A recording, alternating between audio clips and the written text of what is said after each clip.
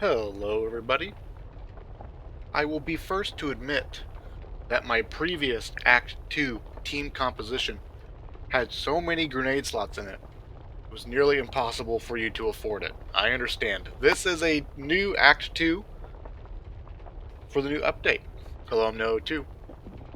Appreciate you being here. Act 2 is sort of two major components to it that we're going to be doing here.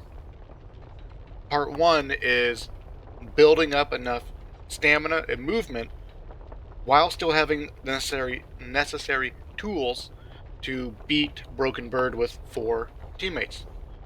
A big part of Broken Bird is you try to get the first crate up as quickly as possible. I would highly recommend, if you're struggling with Broken Bird, check out my playthrough of Broken Bird where I beat Broken Bird online, Nightmare mode, with bots, and I show the strategy that works even better if you have a team of 4 people who are coordinated.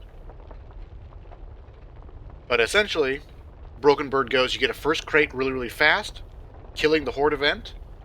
Then you pick one of the 2 crates that are left over. All 4 players stand by one of those 2 crates.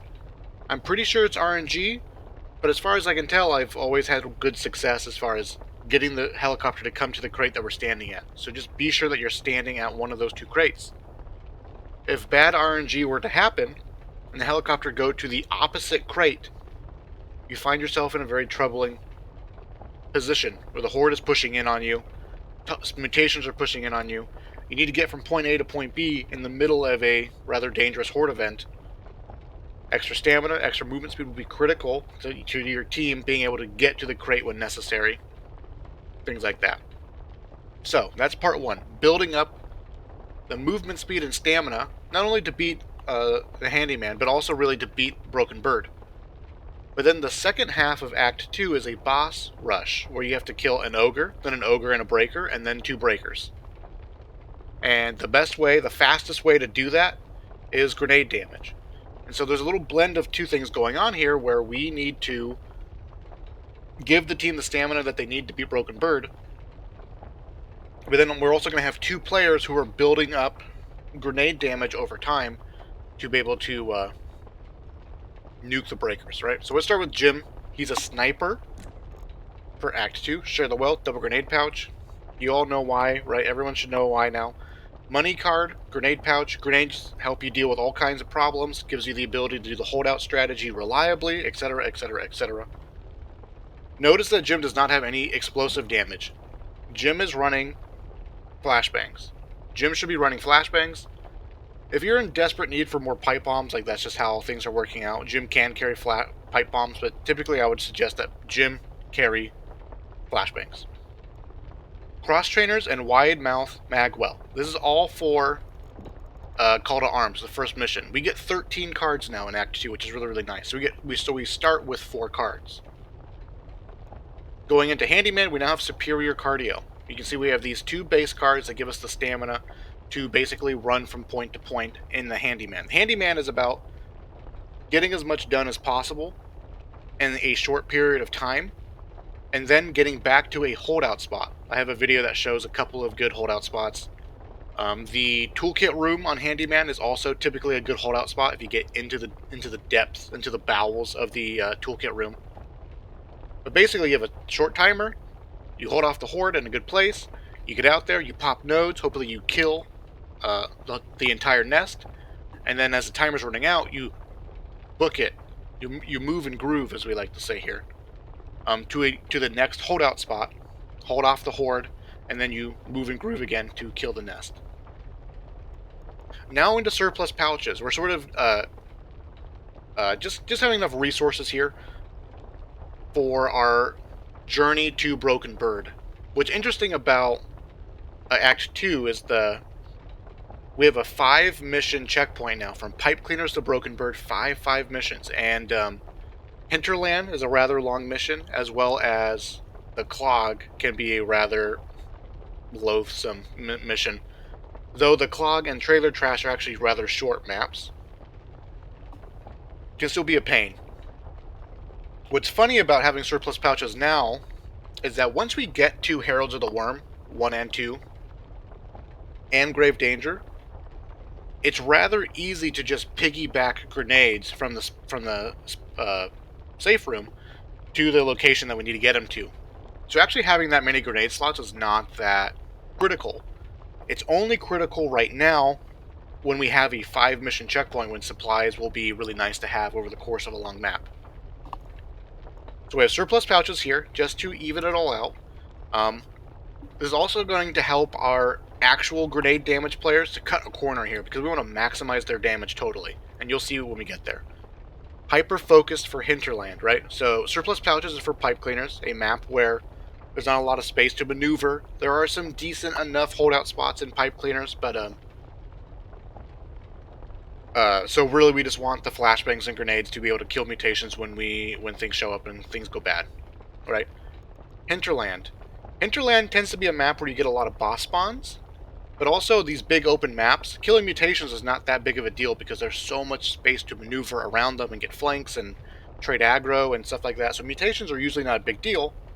The only mutations that tend to really threaten you out in the open are the stingers and the hawkers, and as well as the stalkers.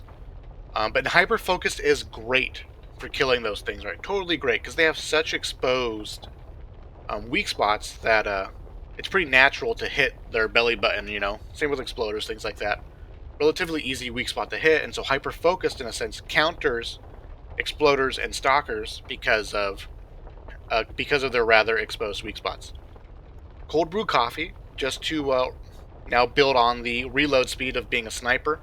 I love reload speed for the sniper decks just because it's universal. No matter what weapon you have, reload speed is always nice. If you have a sniper rifle, it's just flat DPS. We're not increasing the value of our damage per bullet, but we are shooting faster. Missing is more forgiving, and you reload in general. So just overall, just nice bit of DPS. Get reload drills, and then fleet of foot. Everyone's gonna have fleet of foot on Broken Bird. Card 10 is Broken Bird. And again, just as I explained, it's just going to be, everyone's going to have this foundation of stamina and fleet of foot for move speed, just to help take the edge off that when you do need to burst through a horde to get to the crate, somebody can throw a pipe, you can grenade or flashbang the mutations, and then everyone's going to have enough stamina and movement speed to get to the next weapons crate, hook it up for the helicopter, easy peasy. Mandatory PT. Now this looks a little late. Jim's, I think, the only character who has this so late. This is, again, just to take the edge off of Heralds of the Worm Part 1, where we need to run through the Horde. This is sort of a critical point. Even if you end up starting at the Heralds of the Worm checkpoint here, at this point, a lot of people tend to die trying to get through this Horde. It's an infinite Horde, as far as I know. It's a crap ton of stuff is happening. And the more players who can get to the other side of it alive is going to save you tons and tons and tons of money, because by the time we get to Grave Danger, you want a crap ton of money. And again, these decks are not built around you guys having to use burn cards, but of course at any point in time feel free to use them to enhance your chances of success. Now we have Hazard Pay. It's one mission late, but again, it's just, let's not be greedy, let's get mandatory PT to help everyone survive this mission. I don't think it's super critical for Jim to be just stacking infinite sniper damage here, because the core damage dealers to kill the boss will be on the grenades. So Jim's job really is just to flashbang tall boys and then snipe stingers and exploder variants, right? That's all he's worried about. He's the mutation guy, and he's using flashbangs to stun and stall out for as long as possible, buying enough time for the grenade people to kill the boss. Hazard pay to squeeze out an extra $500, like literally, like that extra $500 could be critical to whatever your strategy is for Grave Danger. Marked for death, to give more damage to the grenade dealers now, because now we have the Ogre and the Breaker. So being able to save potentially an extra grenade or two, again, it's just extra economy that you want for Grave Danger. Glass Cannon now, or, yeah, mandatory PT. Oh no, marked for death, I'm sorry, is Grave Danger. We're now just rounding out the damage as much as possible. Just in general, there's really nothing too special here. Glass Cannon for extra damage, Silver Bullets extra damage. Glass cannon and silver bullets are only if you fail and die and reset, you know, things like that. You sort of squeeze out some extra damage from Jim. Things like that. I'm going to talk about the strategy that you guys can potentially do with this composition, which is why I'm forcing the money into the deck, because there's a flashbang strategy that you can do at the church, because sometimes Grave Danger is not always the easiest thing to beat. Share the Wealth, Grenade Pouch. Yeah. Share the Wealth, Grenade Pouch. Karlee is one of the damage dealers with the grenade. Notice that we don't have double Grenade Pouch. Double Grenade Pouch gives you minus 10%. And when we're trying to throw grenades that are doing whatever 2,600 damage per, 10% starts to add up over time, right? So we're cutting out all of the double grenade pouch for our grenade users, which is why Jim has surplus pouches. Grenade pouch, cross trainers, bomb squad. Karlee's grenade can kill mutations right out the gate, and then superior cardio for handyman. Medical professional. Karlee can carry 2 defib kits, as well as a med kit. Everyone else on the team.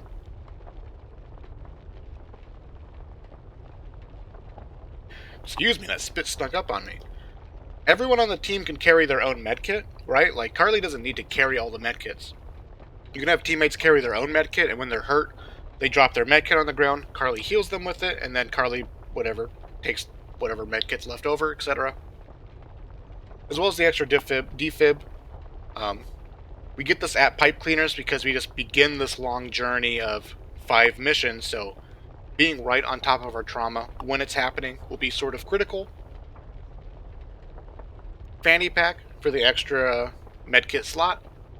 Cold brew coffee, just a really nice card. Cold brew coffee I think is insane right now. It's like, as far as quality of life cards go, like reload speed, aim speed, weapon swap, use speed, it does everything.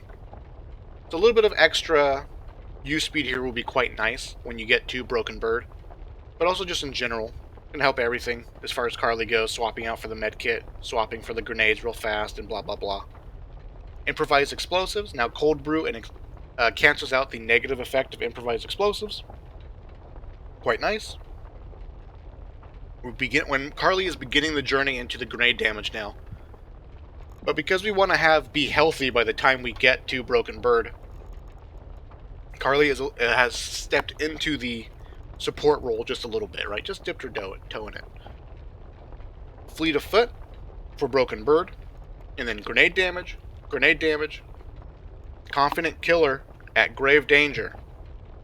This is safer. I kind of like Confident Killer over Glass Cannon just because the health will matter. The health will matter if things go wrong. If you're holding out in the church, things can go wrong really, really, really, really quickly. So being alive for an extra couple of seconds so that you can keep grenade dumping the door potentially can be the difference between life and death. What I like about Confident Killer, though, Glass Cannon probably is more maybe the right choice, but I gotta share a secret with you guys for Confident Killer.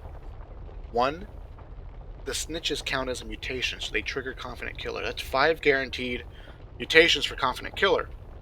But a common strategy on Grave Danger is that everyone sort of shepherds the snitches into one place, right? You've all probably seen it. You've all probably done it. You run around the map, you shoot your gun, the snitch follows you, you get them all together, clump them up. Well, that takes quite a bit of time sometimes. And while you're doing that, mutations will keep spawning around the map, and you'll have to deal with them. So while you are herding the snitches together, at the same time you're actually farming kills on mutations for Confident Killer. Sort of lines up rather nicely here. That's sort of the little sneaky thing that I'm talking about here. It makes me all my nerd senses go yes, because yeah, it's like perfect mutation farming time while you're gathering the snitches up. Now, if you die and things are going south, you have Glass Cannon, and then eventually down in front because your grenades do a crap ton of damage. Ideally, the strategy that we do, you'll never need down in front, but you'll see when we get there with this flashbang strategy for the church and etc. But down in front could be a nice addition later on if you don't have enough money for enough flashbangs. Things can sort of go south, and we'll have a solution for that as well. So that's Karlee. You just build up grenade damage and etc. Mom, Shredder, support. Share the wealth, double grenade pouch, same reason. Cross trainers, mandatory PT, and experienced EMT. Mom is skipping, superior cardio, just to give the team more overall stamina. Just overall stamina, and then experienced EMT, again for the stamina regen, as you're going into the handyman. Hazard pay really early for a mom. Now we're just sort of squeezing out as much money as we can. Economic, 5 missions. And you're going to be wanting to run all your flashbang slots, all your grenade slots. You're buying medkits for Karlee, defibs, and toolkits. It's going to be rather expensive. So squeezing out just a little bit extra money here. Inspiring sacrifice now, right? We're a little bit late to the show here. But I mean, being super duper like health economic is not that important for mission 1 and mission 2, just because it's a 2-mission checkpoint. Like, its longevity is not what we're looking for. It's just we need to get it done now, which is why we've committed so hard to the team focused stamina cards. Because if things go south and one player ends up needing to clutch it, he's going to have a crap ton of stamina to do it with. Inspiring sacrifice for the value, because we have Mom and Karlee restoring lives as needed. And then grenade pouch. Mom, I would say most of the time, should be carrying pipe bombs. Your Mom player should be stingy. Your Mom player should have a good understanding of when to pipe and when not to. Because Mom will be carrying all the pipe bombs. Pipe bombs are very expensive. If things are going semi-well, maybe you can skip buying a pipe bomb and hopefully it'll be on sale later. Things like that. Now we get Shredder on, the clog. I do tend to find that on the clog, that there's pretty decent chance of a boss to spawn. I know there's a decent chance for the boss to spawn in Hinterland, but I think with Jim and building up on the grenade damage, you should be okay as far as dealing with bosses on Hinterland. Hinterland tends to have a lot of good places to run around and fight a boss in general. But we're squeezing out the extra damage now from Mom with Shredder on the clog, just because if you have to fight a breaker or an ogre on the clog, it's quite sucky. So having the debuff value of Shredder here is really nice to have it be multiplicative with the grenade damage as well as Jim's sniper and hyper focus damage as well. And that's it. Fleet of Foot for Broken Bird. Chemical Courage. Mom's job now at this point is, before everyone starts grenade dumping the ogre, Mom's job should be to pop pain meds onto Karlee and Holly. That's what I have here. That's her job. So team coordination here. Now we're actually forcing team coordination into the build. When it comes to grenading the ogre and the breakers, Karlee and Holly should have medical courage activated. That's your job as Mom. And at this point, you can carry 2 pain pills, no problem. You can even piggyback an extra 2 if you want to or whatever. But now that we get into Heralds of the Worm Part 2, now we have Shoulder Bag. And that's because you have to kill the ogre. And when the ogre gets half health, then the breaker spawns. And so sometimes, like, between killing the ogre and the breaker actually getting to you, because sometimes the breaker spawns really far away, you can potentially pop Chemical Courage again now on your 2 grenade damage dealers. Cold brew coffee, because it's great, because I don't know what else to put here. No, just because when you're in the heat of it at grave danger, an emergency defib or something like that, it can just be nice bit of use of versatility, needing to swap to a grenade real fast and toss the grenade. Cold brew coffee just sort of helps you in like literally everything. The use speed actually helps with popping pain pills as well, I believe, like fractions of a second, though that's not really going to be that critical. Just a nice catch-all card here, very general card. Well Fed, and then Avenge the Fallen. So if things are not going well, but you're at grave danger and you want to just keep popping your Hell Can Wait cards, that's fine. Get to Avenge the Fallen. And you'll notice that Avenge the Fallen is also on Holly, interestingly enough. So one thing that you can do as a potential strategy is, Mom can be in front of everybody when you're inside the church. When the breaker shows up and he's going to leap in, if Mom is in front, the breaker will aggro onto Mom, and the breaker will leap onto Mom. In theory, downing her, and then giving two triggers of Avenge the Fallen, giving your whole team an extra 60% damage boost, and then you grenade dump the breakers. That's last-ditch desperation, heroic sacrifice, Mom. And I still haven't talked about the actual strategy that I'm going to encourage you guys to do with this team comp. Share the wealth, surplus pouches, and grenade pouch now. Again, we're cutting the corners here with double grenade pouch. So Holly will have an extra grenade at this point than Karlee will.